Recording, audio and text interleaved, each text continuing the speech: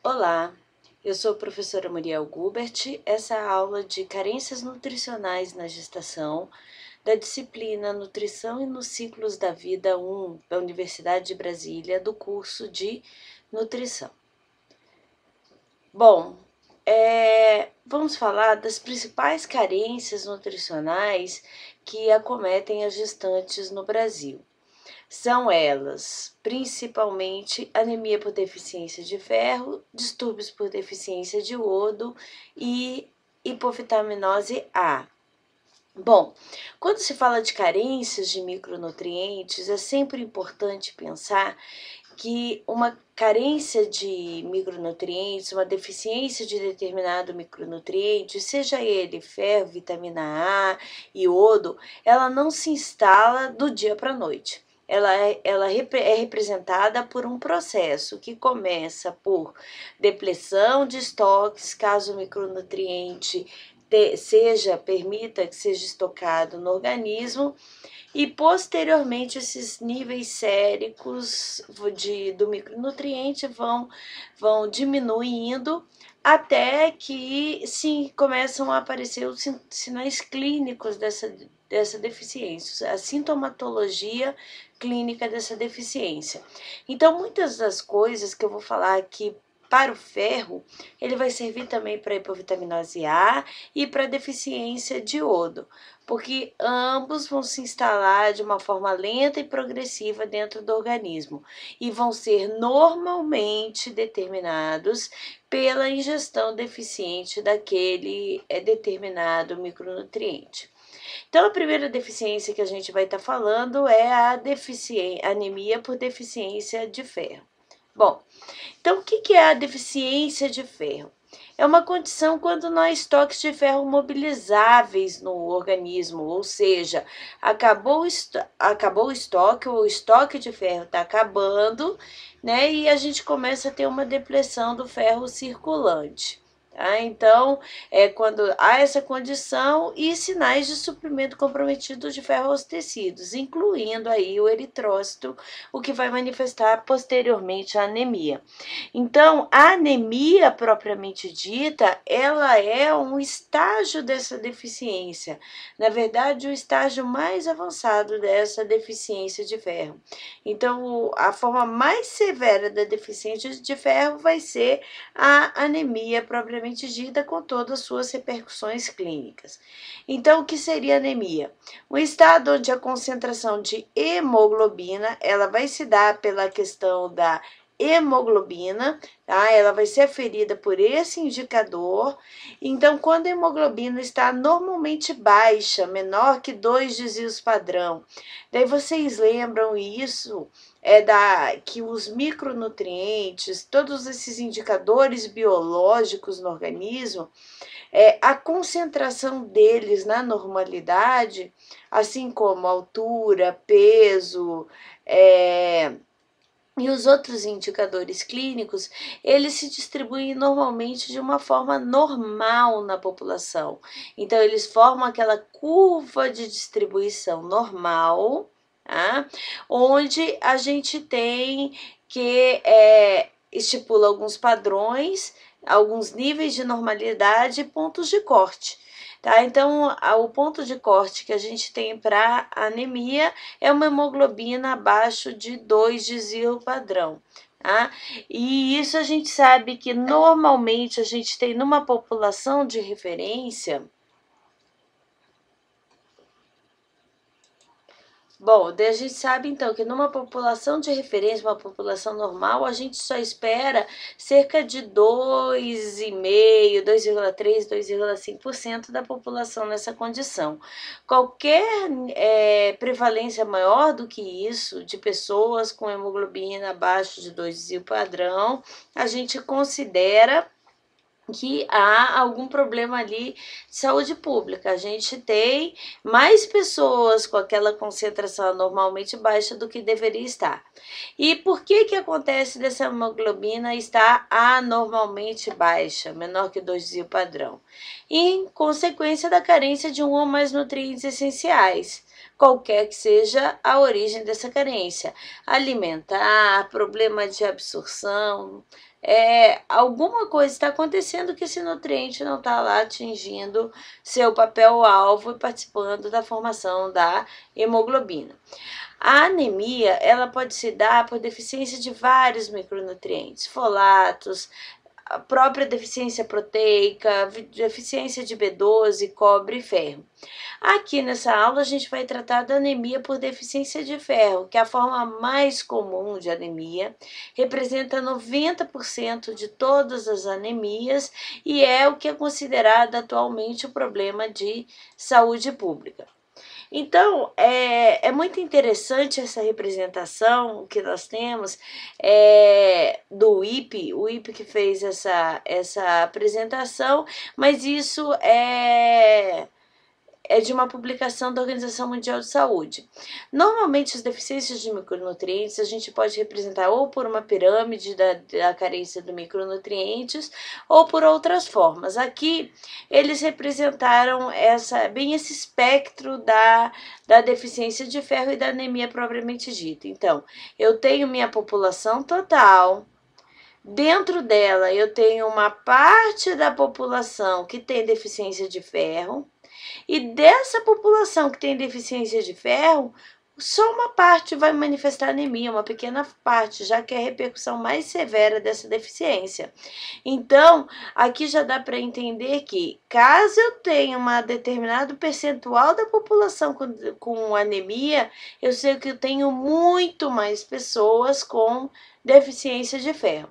Aqui são as anemias de outras causas que não seriam as por deficiência de ferro. Então, baseado naquele princípio da figura anterior, o IPE também propõe que, de acordo com a prevalência de deficiência de ferro, eu posso estimar a prevalência de anemia na minha população.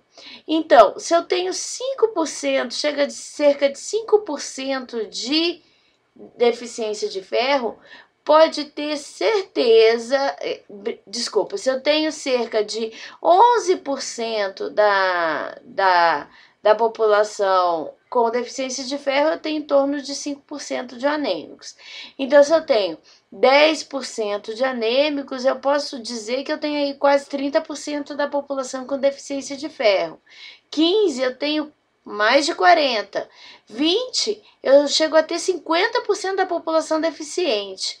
A partir de 40% de anemia na população, ou seja, eu faço meu inquérito populacional e vejo quantas pessoas na minha população têm anemia.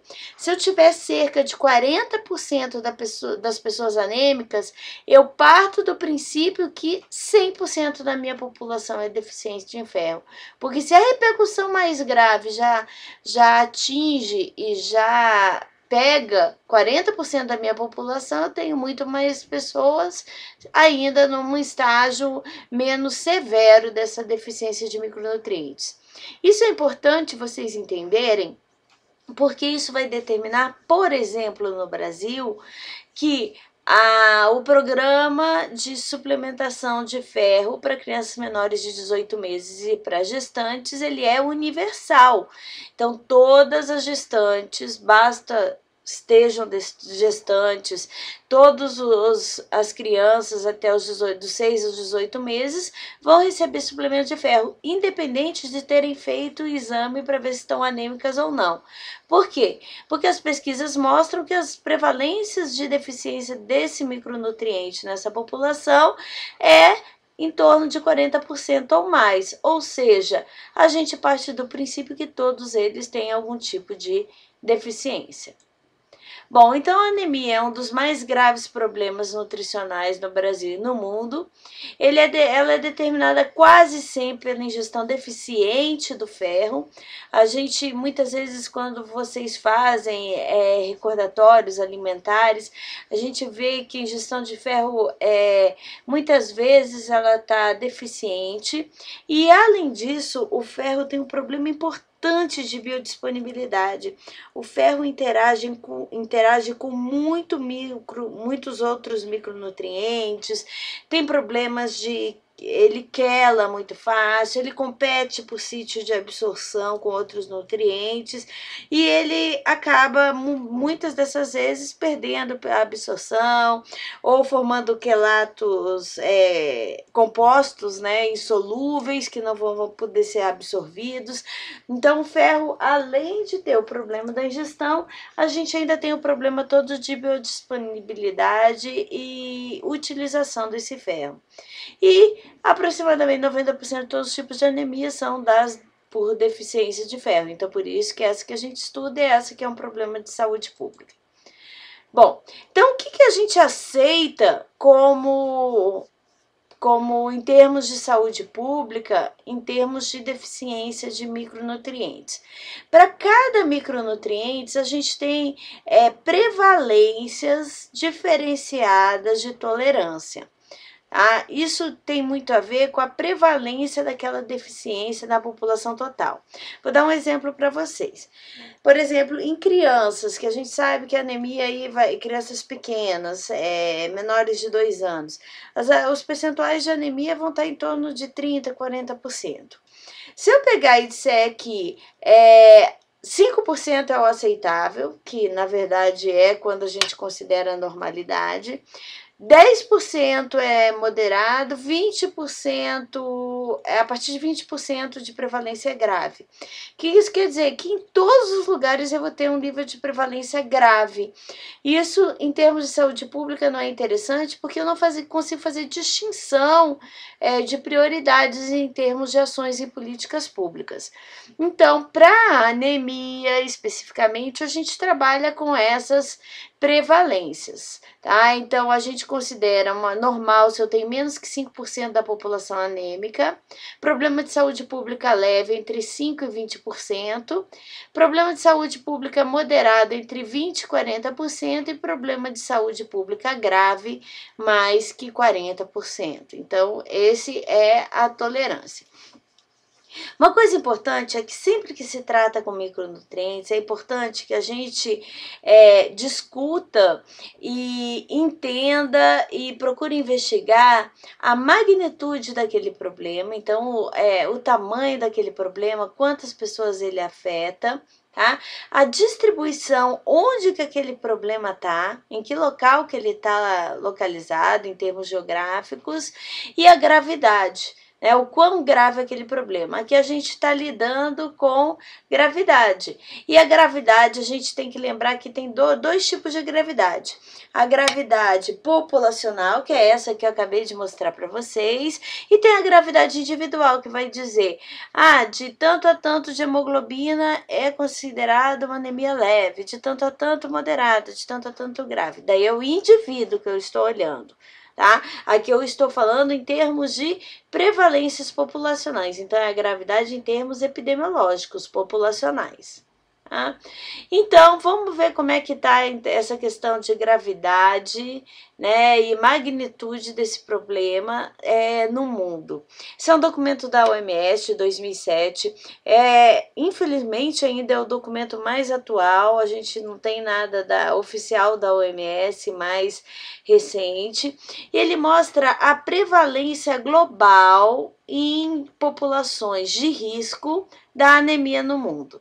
Então, em pré-escolares, cerca de 47% dos pré-escolares, que são crianças, né, até 5 anos de idade, 47% são anêmicos no mundo. Mulheres grávidas, 42%. Mulheres não grávidas, 30%. Então, a gente vê que esses 3 públicos merecem uma atenção muito especial, porque a prevalência da deficiência desse micronutriente, ela realmente atinge níveis que merecem uma atenção. Tá? E então, agora vamos ver a distribuição em alguns locais por região, né, global. Bom, vamos lá. Pré-escolares. Se vocês olharem as prevalências entre pré-escolares, elas são elevadas na Ásia, na África, na Oceania, na América Latina, um pouquinho mais baixas na Europa, mas ainda dentro dos padrões que a gente não considera padrões normais, que seriam aí até 5%. Tá? Então, isso aqui traz uma reflexão para a gente que a anemia ela é a deficiência de micronutrientes talvez mais democrática que existe. Por quê? Ela atinge desde localidades muito pobres até localidades e populações mais abastadas em termos econômicos. Tá? É lógico que quando a gente junta problemas sociais e econômicos nesse contexto, a prevalência de anemia sobe. Por exemplo, aqui na África a gente tem quase 65% das crianças pré-escolares anêmicas contra 40% na América Latina. Porque aqui a situação é mais grave em termos sociodemográficos e econômicos do que aqui. Mas a anemia ela tem muito o componente biológico, ela tem o componente fisiológico importante, que vai atingir isso independente da renda, e ela tem muito a ver com qualidade da alimentação também. Tá? Então, quer dizer assim, você ter acesso a uma alimentação diferenciada, nem sempre quer dizer que você está comendo melhor. Então, a gente pode ter o problema também em populações mais abastadas economicamente. Um exemplo disso existem vários estudos que mostram que existem muitas crianças com excesso de peso, de nível socioeconômico adequado, que convivem com anemia. Então, são os dois componentes juntos. Em mulheres não grávidas, também prevalências altas em todas as regiões, assim como com mulheres não grávidas. Bom, a OMS tem 192 países membros, tá? Que compõem, né, esse painel, né, da OMS. Então, o que a gente vê? Vamos qualificar agora o problema de anemia como problema de saúde pública em cada um destes países. O que a gente vê? Que só em 2 países, por exemplo, entre os pré-escolares, a anemia não é problema de saúde pública.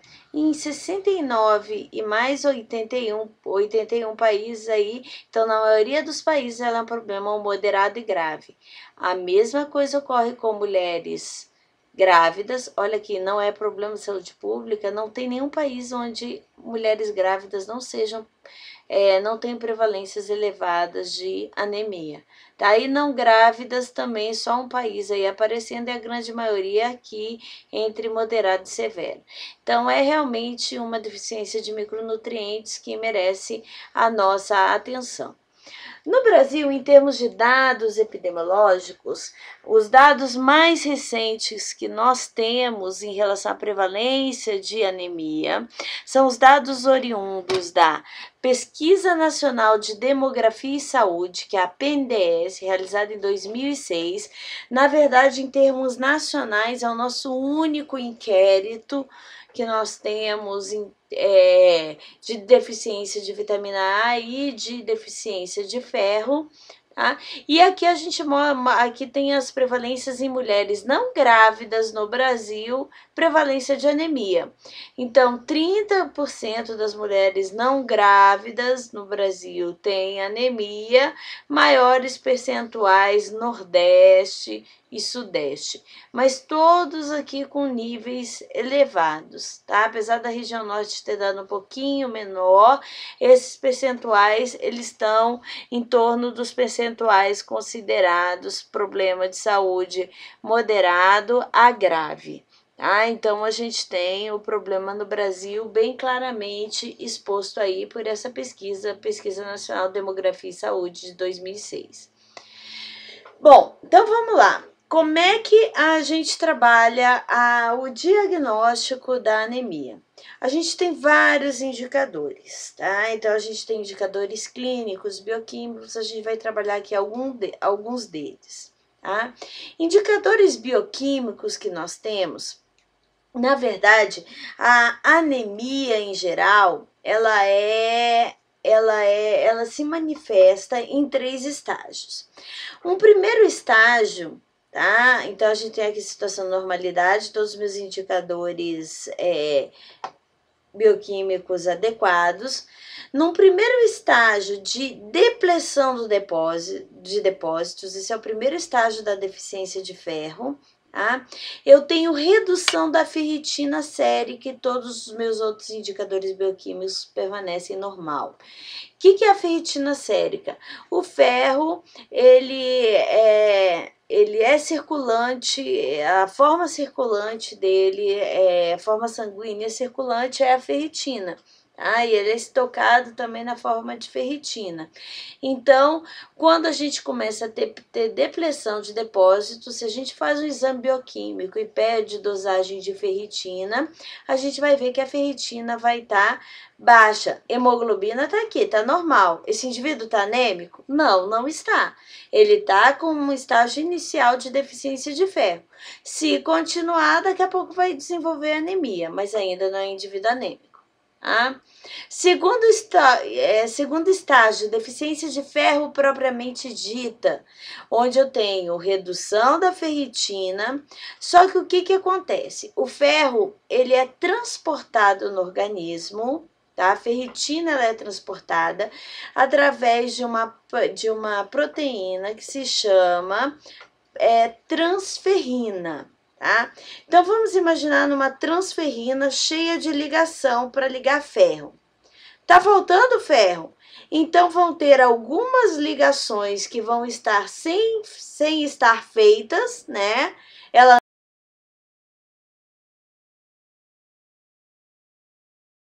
não vai estar, porque a gente vai ter ligação disponível. Então, esse segundo estágio ele é caracterizado também por redução da saturação de transferrina. Uma outra coisa que acontece nesse estágio é um aumento da protoporfirina eritrocitária. A protoporfirina eritrocitária é o precursor do eritrócito, tá? Então, o que acontece? O organismo começa a ver, vai começar a faltar vai começar a faltar hemoglobina. Tá? A protoporfirina, ela é, precursora da hemoglobina. Vai começar a faltar a hemoglobina, vamos produzir. Só que sem a presença do ferro, a gente não vai ter essa hemoglobina sendo formada no organismo.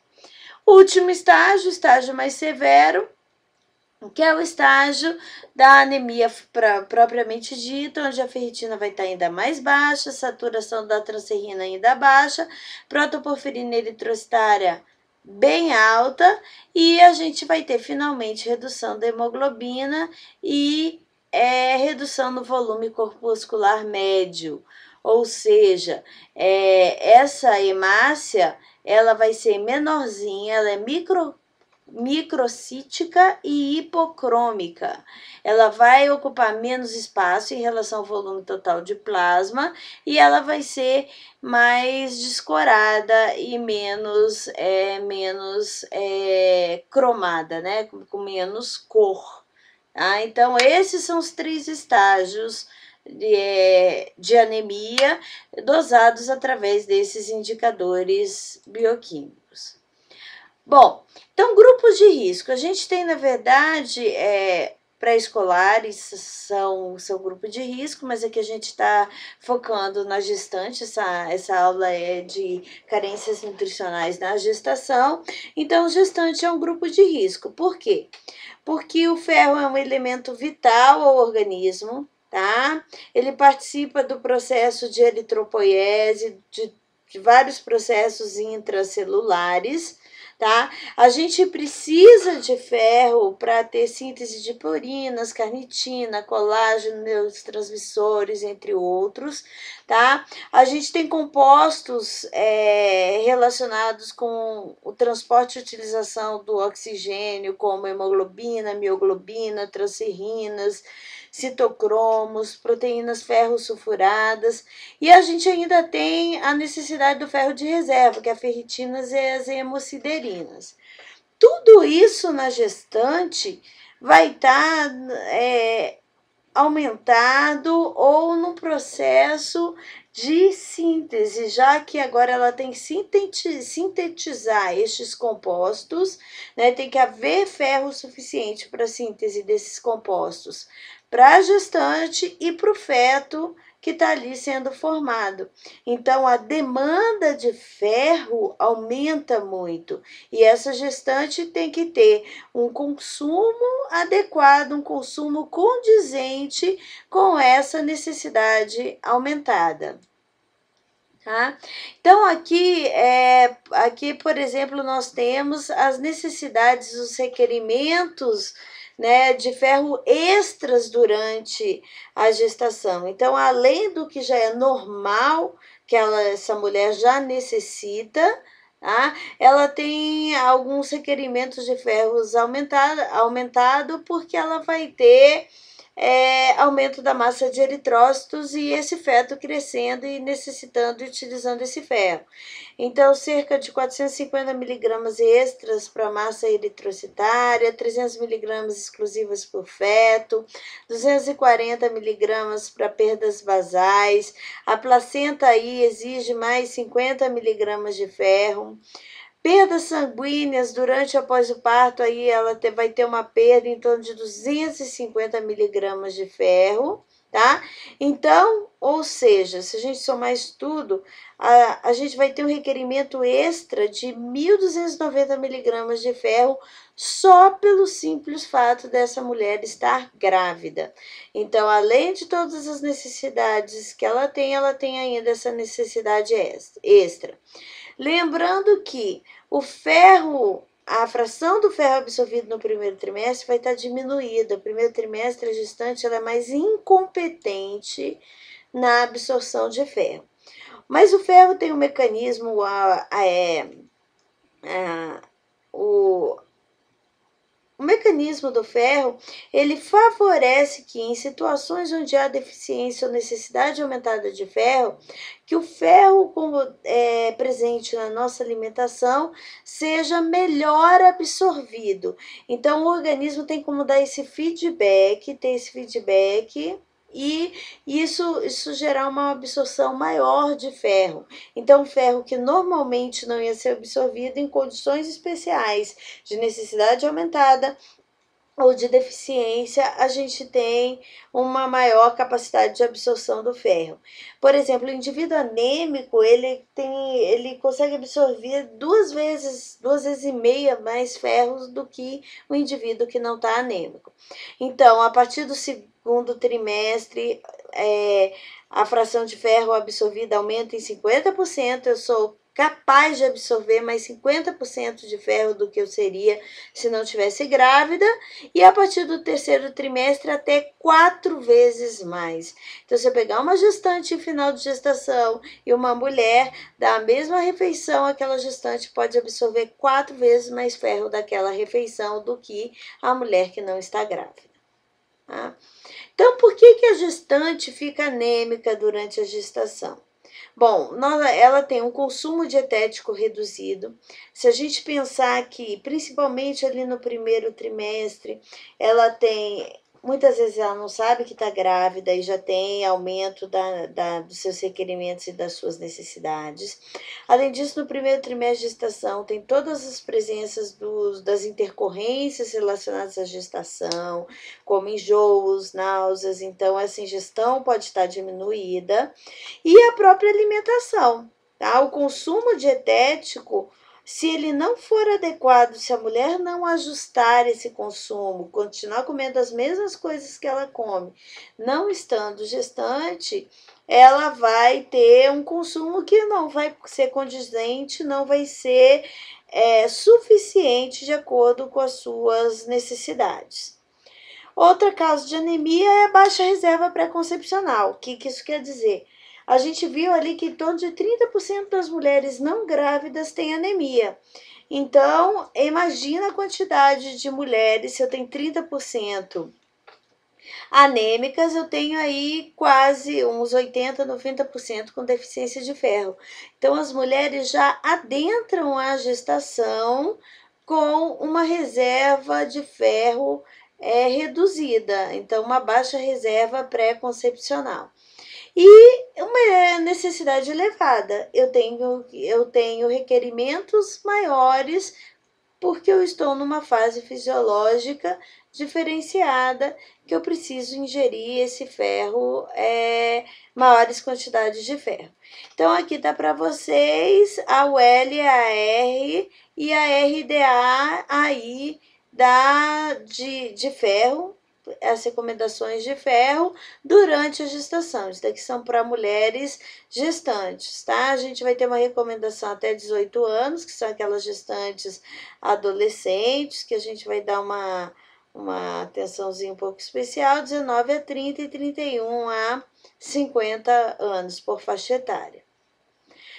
Bom, qual o problema da anemia na gestante? A anemia ela está relacionada à maior mortalidade fetal e materna, tá? Então a chance dessa mulher e desse feto morrer são maiores, no caso da presença de anemia.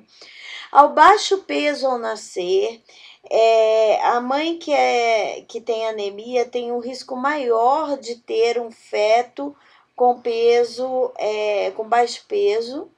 E o baixo peso ele tem uma série de repercussões posteriores, que nós vamos ver ainda na disciplina. Ela está associada à anemia também a um parto prematuro, tá? Um parto antes daquela criança estar a termo, então, antes da 38ª semana, 37ª, 38ª semana, e, consequentemente, também o feto vai nascer com menores reservas de ferro. Nós vamos ver depois na aula de recém-nascido e lactente que a criança, o leite materno sozinho, ele não atende as necessidades de ferro da criança durante a fase da amamentação. Mas ele é complementado com a depleção dos estoques formados de ferro que aquele feto forma durante o último trimestre da gestação. Se essa criança não formou esse estoque de ferro, ela vai ser uma criança que vai ter grandes chances de desenvolver anemia ainda muito precocemente nos primeiros 6 meses de vida, mesmo que em aleitamento materno exclusivo. Por quê? Porque ela vai ter o ferro proveniente do leite materno, só que ela não tem estoques para depletar juntamente com esse leite materno. Então, isso é uma grande preocupação. Essa mãe tá com uma concentração de anemia adequada para essa criança também nascer com reservas adequadas. Tá? Então, diagnóstico em termos individuais, tá? Quando é que eu sei que uma gestante ela tá com anemia, tá? Então, a anemia é considerado anêmica uma gestante com hemoglobina abaixo de 11 gramas por decilitro, tá? De 11 a 10 gramas por decilitro é uma anemia leve, 9,9 a 7 moderada, menor que 6,9 é considerado uma anemia grave. Tá? Aqui, nesses casos de anemia grave, muitas vezes o tratamento ele passa a ser tratamentos mais severos, algumas vezes inclusive transfusão sanguínea. Tá? A anemia leve a gente consegue até os casos menos graves de anemia moderada, a gente consegue corrigindo com dieta e suplementação. Bom, hematócrito 33, abaixo disso é considerado, também anemia. Volume corpuscular menor que 85 é considerado microcitose, tá? Entre 81 a 95, normocitose, maior que 85, macrocitose. No caso da anemia, normalmente a anemia por deficiência de ferro, ela é microcítica. O volume corpuscular médio vai estar diminuído também. Bom, tratamento e prevenção, tá? Nós temos com ferro muito problema de biodisponibilidade desse ferro. Quando se fala que o ferro interage com muitos micronutrientes, Isso é muito verdadeiro. Esse artigo que nós recomendamos a leitura, que é o artigo do Bloom e Monse, de 88, ele traz muito bem a discussão da biodisponibilidade do ferro, né, na questão comparando a questão da. Bom, esse artigo, o Bloom traz uma série de comparações de frações absorvidas de ferro na dieta porque na verdade nós temos no ferro, nós temos duas frações do ferro. Nós temos o ferro M, que é um ferro muito mais biodisponível, que é o derivado da mioglobina das carnes, então vai estar presente principalmente em carnes. Tá? E o ferro não M, que é um ferro que vai ser menos biodisponível, que sofre interação. Tá? Esse ferro não M, ele pode sofrer interação de fatores inibidores e fatores estimuladores. E nesse artigo o Bloom explora muito essas combinações. Então, o que ele traz nesse artigo de interessante, o Bloom? Que é um potente estimulador do ferro é o ácido ascórbico. Tá? Então, a vitamina C, junto da refeição, ela é realmente um potente estimulador. Ela corrige muitas vezes a presença de fatores inibidores. E que fatores inibidores são esses? O ferro tem inúmeros fatores inibidores, dentre eles folatos, oxalatos, fitatos, ele interage e compete com sítios de absorção com vários outros. Então, ele compete com vários outros minerais, então, e sendo que o principal competidor do ferro por sítio de absorção é o cálcio. Então a gente tem que cuidar muito do cálcio presente na dieta junto com o ferro. Eu sugiro que vocês também leiam, quem não tiver a oportunidade de ler o artigo do Bloom de 88, eu vou deixar disponível para vocês no Moodle o caderno de atenção básica do Ministério da Saúde de carências de micronutrientes. Ele traz toda essa referência do Bloom, já em português, e traz uma pequena discussão sobre essa questão de fatores estimuladores e fatores inibidores. Então, vai estar disponível no Moodle. Sugiro que vocês leiam a parte, principalmente essa parte de biodisponibilidade do ferro, tá? Bom, então o tratamento. Normalmente a gente trabalha com deficiência de micronutrientes num tripé de ações em termos de saúde pública. Diversificação da dieta, suplementação e fortificação. Tá? Dependendo da deficiência do micronutrientes, a gente utiliza as 3 estratégias. Para alguns micronutrientes, não justifica-se utilizar as 3 estratégias. Então, aqui na deficiência de ferro, diversificação da dieta como nutricionistas sempre vai ser uma estratégia que nós vamos trabalhar, que é oferta de mais alimentos, fontes daquele micronutriente. Isso, como nutricionistas, é nossa ação primordial. Suplementação. A suplementação, ela normalmente é uma suplementação medicamentosa para grupos específicos quando ela é indicada. E fortificação, como no caso do Brasil, se eu parto do princípio que eu tenho grandes prevalências elevadas da deficiência daqueles micronutrientes na população toda, aquela deficiência ela não está restrita a uma região do Brasil, ela está distribuída no Brasil todo, então justifica a gente ter uma ação de fortificação de alimentos. Nesse caso, a gente tem a fortificação obrigatória das farinhas de trigo e milho com ferro e ácido fólico. Isso é lei no Brasil, então qualquer farinha de trigo e milho que seja utilizada no Brasil tem que ser fortificada. Seja farinha propriamente dita, que a gente compra lá no supermercado, ou os alimentos feitos a partir dessas farinhas, por exemplo, um macarrão, uma polenta, tudo tem que ser fortificado com ferro. Se foi utilizada a farinha na sua composição, essa farinha tem que ser uma farinha fortificada com ferro e ácido fólico. Em termos de suplementação, vamos falar um pouquinho sobre o Programa Nacional de Suplementação de Ferro para gestantes no Brasil. Tá? Como a gente tem prevalências aí em torno de 30% a 40%, justifica-se a gente partir do princípio que toda a população gestante e crianças pequenas tem algum tipo de deficiência de ferro, então vamos suplementar todo mundo num programa universal. Então esse programa ele é universal para crianças de 6 a 18 meses de idade, gestantes a partir da 20ª semana e mulheres até o 3º mês pós-parto, tá? E ele consiste na suplementação de sulfato ferroso para essa população.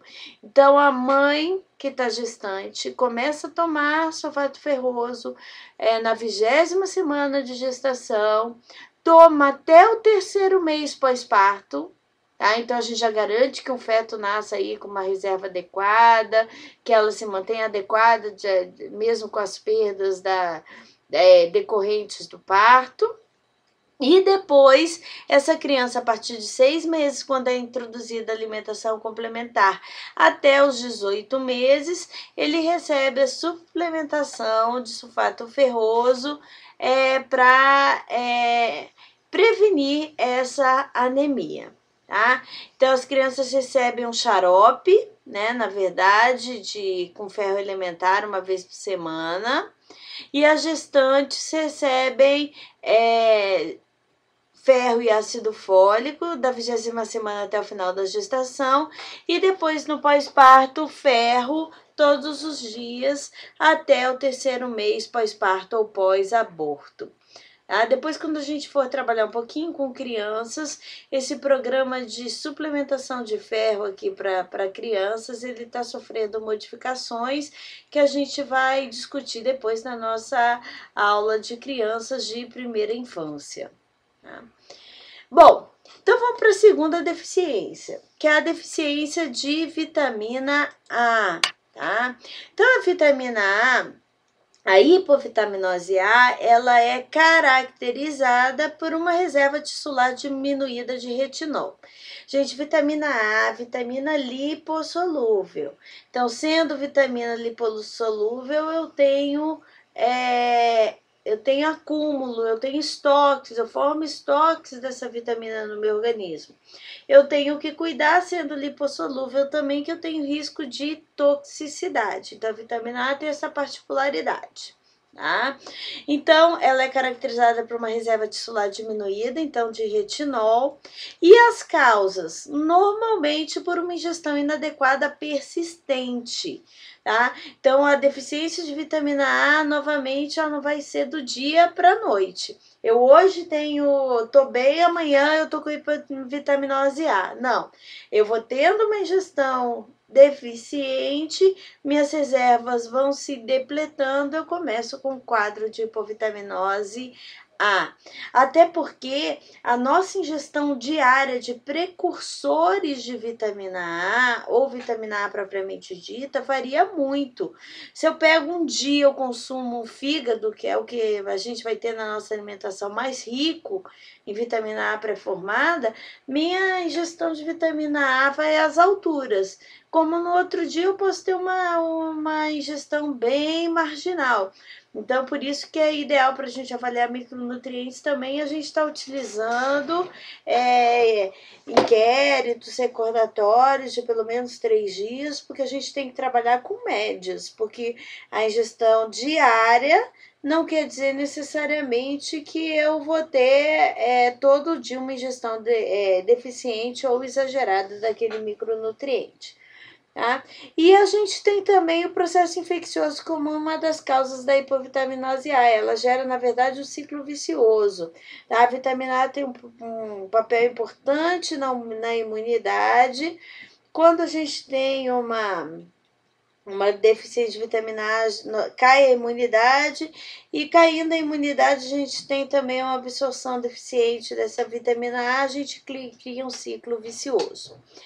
Bom, a vitamina A, ela tem 3 funções no nosso organismo. Função no processo visual, função no tecido epitelial, de integridade e manutenção desse tecido epitelial, e modulação da respiração. É importante vocês estarem atentos porque são 3 funções independentes entre si, tá? A função da vitamina A no processo visual, ela está relacionada com a formação de rodopsina, tá? Que a vitamina A se combina com um composto chamado opsina nos bastonetes, tá? Essa rodopsina, ela é um composto químico que deve ser quebrado e que permite a nossa adaptação às situações de obscuridade. O que isso quer dizer? Aquela sensação que a gente tem quando a gente entra num ambiente escuro, a gente primeiro não enxerga nada e depois a gente começa a identificar as coisas, é a adaptação ao escuro. Então, isso depende da presença de vitamina A e da opsina para formar rodopsina. Então, essa é uma participação da vitamina A lá dentro dos bastonetes. Isso vai repercutir a deficiência de vitamina A vai repercutir no que a gente chama de cegueira noturna, que é exatamente essa dificuldade de adaptação às situações de obscuridade. Segunda função, integridade do tecido epitelial, tá? A vitamina A, ela é responsável pela formação de tecido epitelial. Na sua ausência, a gente tem a formação de um tecido epitelial xerótico, ela causa xerose no tecido epitelial. E isso vai gerar uma série de manifestações em todos os lugares onde há tecido epitelial. Então, o mais comum é na pele. Então, quando a gente tem deficiência de vitamina A pele normalmente vai se mostrar xerótica, tá? É uma pele mais xerótica, mais ressecada. E é interessante que no nosso globo ocular, o nosso olho, a gente tem tecido epitelial. Conjuntiva e córnea são formados por tecidos epiteliais. Então, é interessante que essa deficiência de vitamina A progredindo, ela vai causar xerose da conjuntiva e depois xerose de córnea. E isso vai estar ligado a lesões na conjuntiva e deformações na córnea, podendo chegar até um processo de cegueira. Então é interessante que, apesar da vitamina A ter função específica no processo visual, quando ela acaba chegando a uma cegueira, que é a repercussão clínica mais grave da deficiência de vitamina A, isso acontece pela função da vitamina A no tecido epitelial e não no processo visual, porque é exatamente essa atuação da vitamina A na integridade do tecido epitelial de conjuntiva e córnea. Tá? E por fim, modulação na resposta imune. A vitamina A, ela é responsável por ativação de macrófagos, respostas mediadas por célula T. Então, em casos onde há deficiência de vitamina A morbimortalidade, tá? Então, a morbimortalidade, então essas morbidades, essas doenças e a mortalidade nas populações são maiores, principalmente entre população de crianças. Então, por exemplo, em comunidades onde tem deficiência de vitamina A, se você suplementa a vitamina A, você consegue reduzir a mortalidade infantil, às vezes, em até em até 25, 30%. Então, é importante mesmo essa função da vitamina A na modulação da resposta imune. Bom, consequências. Alterações na resposta imune vai gerar uma maior morbimortalidade, maior acometimento, principalmente por doenças infecciosas, diarreia, infecção respiratória, pneumonia. Tá? Alteração na função visual, tá? Que é a questão da cegueira noturna, adaptação ao escuro, e alterações oculares pela alteração em tecido epitelial, sendo a mais grave a cegueira. Tá? Bom, como é que se diagnostica deficiência de vitamina A? Em termos subclínicos, antes de eu ter sintomatologia clínica, eu só consigo com dosagem bioquímica. Então, normalmente se dosa o retinol sérico, tá? Então, a gente vê quem tem retinol abaixo de 0,7 micromol por litro, e de acordo com a prevalência disso na população, a gente consegue dar a gravidade daquele problema como problema de saúde pública na população. Olha como os percentuais aqui são bem menos tolerantes que os da anemia.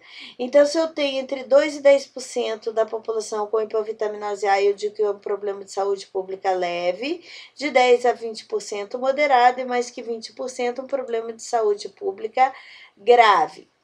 Em termos de diagnóstico clínico, então, sinais clínicos e sintomas dessa deficiência, eu tenho vários níveis de gravidade, né? E vários níveis de gravidade tolerados. Na verdade, a prevalência tolerável de qualquer alteração clínica de deficiência de vitamina A, ela é muito baixa, porque, na verdade, não deveria existir nenhuma manifestação clínica. Tá? Porque ela só se manifesta se eu tenho concentração de retinol sérico baixa por muito tempo.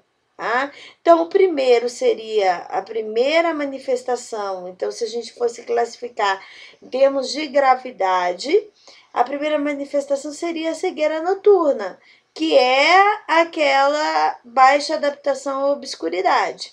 Só que ela é difícil de se medir, muitas pessoas têm essa sintomatologia e ela não é diagnosticada, principalmente criança pequena, pré-escolar. É muito difícil que a gente consiga fazer esse diagnóstico no dia a dia, até porque a exposição de crianças a essa situação, ela é uma exposição muito rara, tá? Então, seria o primeiro indicador clínico da deficiência de vitamina A, seria a cegueira noturna. Persistindo a deficiência de vitamina A, a gente vai ter um aumento da gravidade desses indicadores clínicos.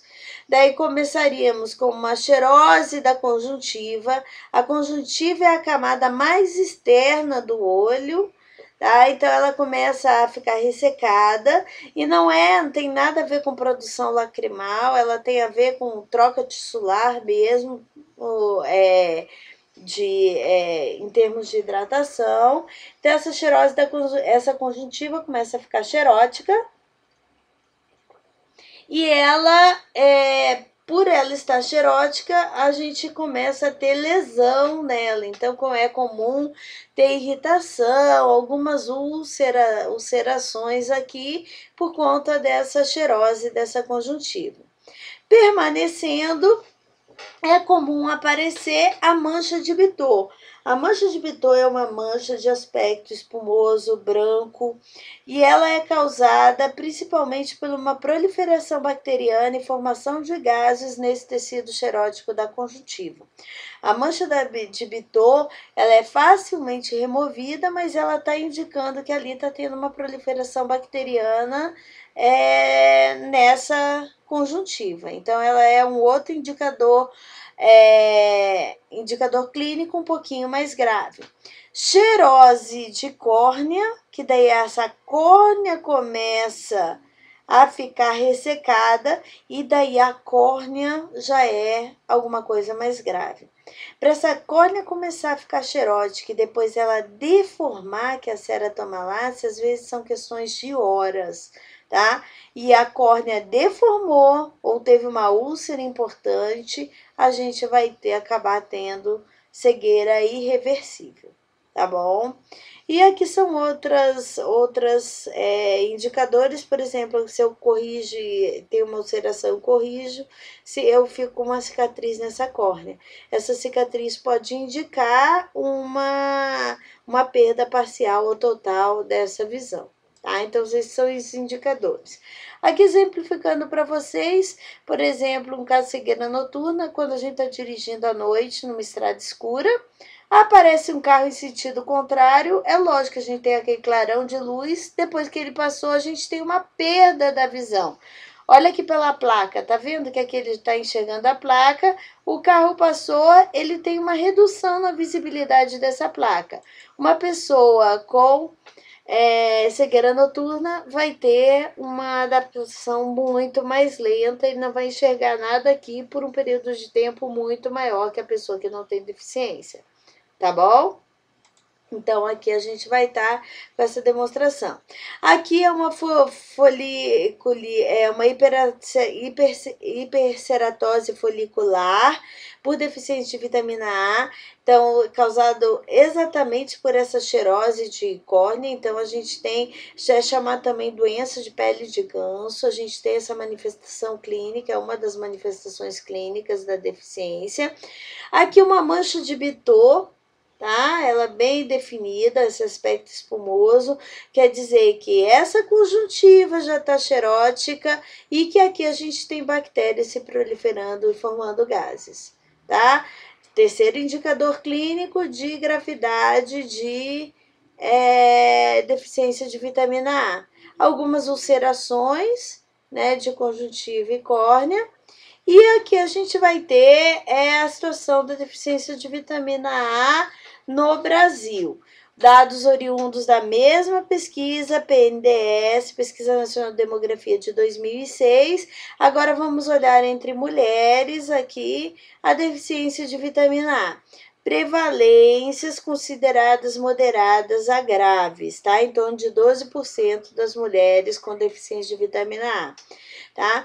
Isso vai exigir, esses dados exigem uma reformulação do programa atual de combate à hipovitaminose A.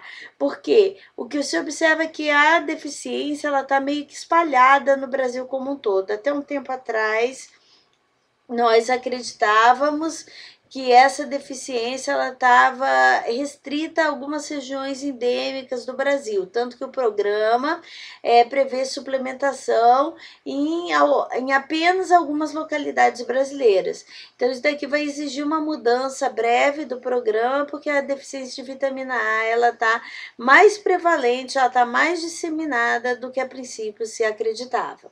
Bom, então tratamento e prevenção, lembram dos 3 pilares, diversificação da dieta ou educação alimentar, fortificação e suplementação. Vamos lá, educação alimentar, claro que vai ser de eleição, nós somos nutricionistas e precisamos estar trabalhando com educação alimentar. Então, a gente tem que aumentar a ingestão de vitamina A pré-formada. Então, alimentos fontes de vitamina A pré-formada. Então, vai estar produtos de origem animal, principalmente. E o dos precursores, que são alimentos ricos em carotenoides. Tá? Dentre aí, os ricos em beta-caroteno, preferencialmente, que é o carotenoide com maior poder de conversão para a vitamina A na nossa alimentação. Suplementação. A gente tem uma suplementação de crianças menores de 5 anos em regiões endêmicas, tá? Essa administração é feita com uma mega dose de vitamina A, distribuída nas campanhas de multivacinação, aquela campanha da gotinha. Normalmente a criança vai lá, recebe a gotinha e recebe também a suplementação de vitamina A.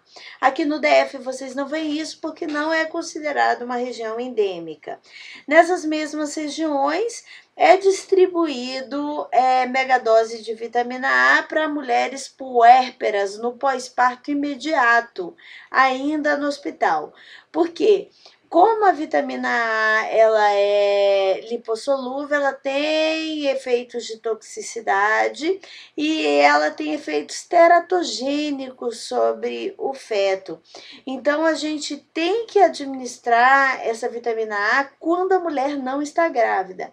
E a única hora que eu tenho certeza, em termos populacionais, que essa mulher não está grávida é no pós-parto imediato. Então, ela recebe ainda no hospital, antes de sair do hospital, ela recebe a megadose. Se ela estava com deficiência de vitamina A, essa megadose vai corrigir a deficiência dela e vai corrigir a do feto, a do recém-nascido também, porque ela vai aumentar e essa vitamina A vai estar presente também nesse leite materno. Então, esse é o programa, como é que funciona hoje. E fortificação não se justifica no Brasil, não se justificava, pelo menos até um tempo atrás, porque o problema estava muito restrito a populações específicas em localidades específicas. Então, não justifica se fortificar um alimento no Brasil todo, porque não existe fortificação só na região sul, só na região norte, não existe. A fortificação, se ela acontecer, ela é nacional, então não se justifica esse tipo de estratégia para uma deficiência que ela não é tão prevalente e disseminada de forma tão ela é mais heterogênea essa distribuição no Brasil, tá bom? Então, por fim, a nossa última deficiência é o distúrbio por deficiência de iodo. Tá? O iodo é um micronutriente essencial para a saúde. Tá? O iodo ele vai estar presente em produtos tanto animais quanto vegetais, quanto produtos de origem marinha. Na verdade, o iodo ele está presente no mar e no solo. Ele tem um ciclo que a maior concentração de iodo na Terra, ela está presente nos mares. Tá? Esse iodo ele é volátil, ele evapora, ele vai para o ar, quando está no ar ele é levado para cima do continente, chove, ele é depositado no solo, entra nesse solo, vai até os lençóis freáticos e volta para o mar. Nesse ciclo, se a gente consumir produtos oriundos do mar, produtos oriundos de regiões onde o solo é rico em iodo, animais onde a alimentação é rica de iodo, a gente vai ter um suprimento de iodo adequado, tá? As regiões mais afetadas são aquelas distantes do mar. Por quê? Porque se eu tenho distância física, região montanhosa, que impede que esse iodo que está lá volátil, que evapora dos oceanos, cheguem até essas regiões, se eu não tiver fortificação, eu vou ter toda a alimentação de todo mundo nessa região deficiente. Tá? Então, as regiões mais afetadas por deficiência de iodo são essas mais distantes do mar ou regiões montanhosas, que impedem fisicamente que esse iodo chegue através do ar. Tá? É importante, o iodo é um micronutriente essencial para a síntese dos hormônios tiroidianos, tá? E a sua ausência, a sua carência vai gerar situações de hipotireoidismo. Tá? A tireoide vai tentar sintetizar esses hormônios, mas na deficiência de iodo ela não consegue sintetizar estes. Bom, então, na gestação especialmente é importante porque a gente tem os hormônios, principalmente o T4 aumentado durante a gestação.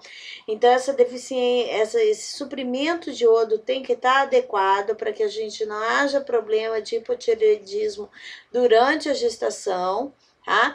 A falta de iodo, ela vai gerar, então, esse hipotireoidismo e um aumento da tireoide. Porque o que acontece?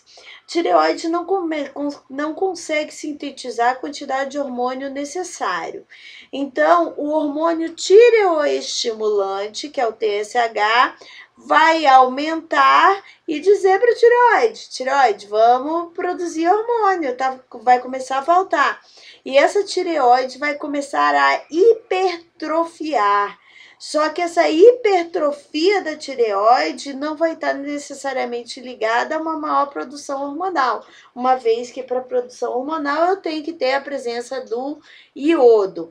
Então, essa hipertrofia glandular vai estar associada a um quadro de hipotireoidismo.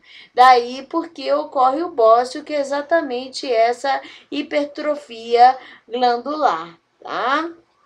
Consequências dessa falta de iodo durante a gestação. Primeiro, causa primordial de aborto. Mulheres com deficiência de iodo, elas têm muita dificuldade de fazer a concepção e depois disso elas têm taxas de aborto elevadíssimas, tá? Então é muito difícil numa mulher com deficiência de iodo a gestação ir a termo. Normalmente ocorrem abortos, tá? Ela pode desenvolver hipotireoidismos e quadros de bócio, tanto ela quanto a criança. Então, a criança pode nascer com hipotireoidismo e bócio congênito, e na criança, no feto, ela pode, em casos mais extremos, a deficiência de iodo está relacionada a um desenvolvimento cerebral insuficiente, tá? Um caso que a gente chama de cretinismo, que é um retardo mental irreversível. Então, é muito grave a deficiência de iodo durante a gestação. Então, aqui tem um caso, por exemplo, de uma criança com bócio congênito, tá?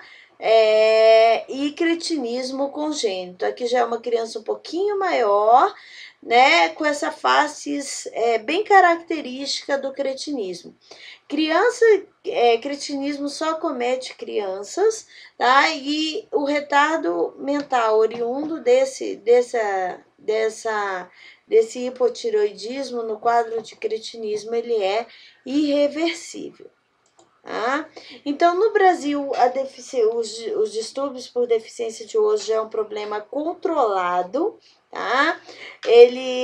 A gente não tem prevalências de distúrbio por deficiência de iodo que caracterizem como problema de saúde pública, mas por quê?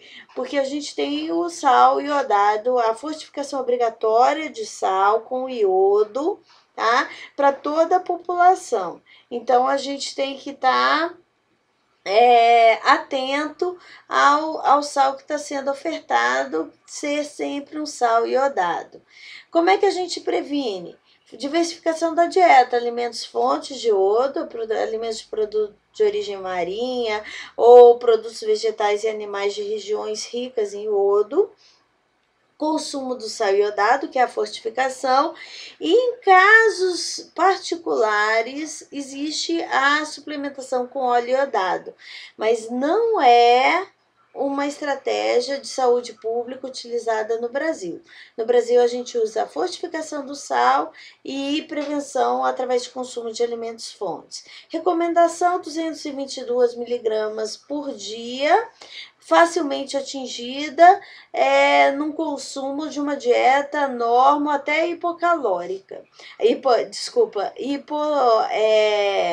Até uma dieta hipossódica a gente consegue atingir essa recomendação, tá? Então, hoje em dia a gente já teve, recentemente a Anvisa até reduziu a concentração de iodo no sal, porque a gente estava tendo alguns casos de hipertireoidismo, doença de Hashimoto, relacionada a um consumo excessivo de sal e, consequentemente, um consumo excessivo de iodo, tá? Então, não se preocupem, as dietas de vocês podem ser normossódicas ou hipossódicas, no caso de uma gestante que tenha problemas de hipertensão, que a necessidade, a recomendação de iodo vai estar sendo atendida.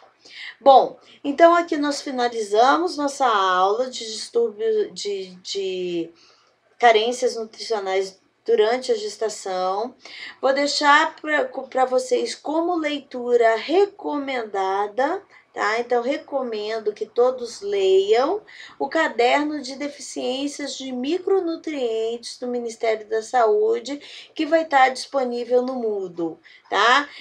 Lembrando que leitura recomendada é matéria dada. Ele vai estar abordando essas 3 deficiências para todos os ciclos da vida, da mesma forma como eu abordei na sala de aqui nessa aula virtual, tá? Então vocês vão estar complementando, tendo essa informação complementada através da leitura desse caderno de micronutrientes.